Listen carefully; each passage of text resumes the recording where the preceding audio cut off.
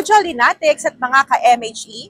For today, may na-discover na naman tayong bagong authentic Chinese restaurant with a touch of Filipino dishes. Samahan nyo kami na i-explore ang mga ito dito lamang sa Chinese Dumplings Restaurant! Let's go!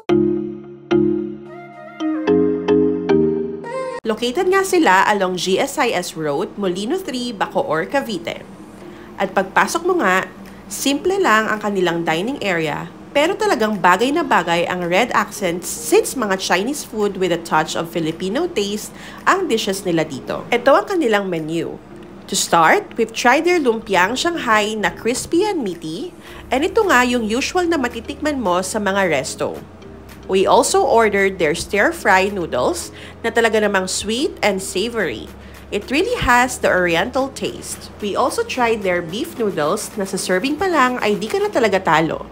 Lightly seasoned ang broth and it is actually good as an appetizer. Sumubok din kami ng kanilang sisig at yung kanilang crispy sweet and sour pork. Masarap din ang timpla ng chow fan nila and yung kanilang braised pork na hindi tinipid sa mashed potato sides. Must try nga din pala dito, syempre, ang kanilang mga dumplings. When it comes to the overall quality ng mga food nila dito, I'd say na wala ka ng talo. And if you want to try quality and affordable Chinese fusion dishes, subukan nyo na rin dito. They also offer deliveries through GrabFood and Foodpanda.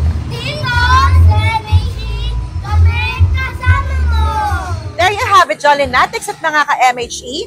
I hope nabigyan na naman namin kayo ng bagong idea kung saan masarap mag-food trip. Kaya naman samahan nyo pa kami sa mga susunod pa namin mga food adventures. This has been Jollin TV sa MHE. Kami kasama mo.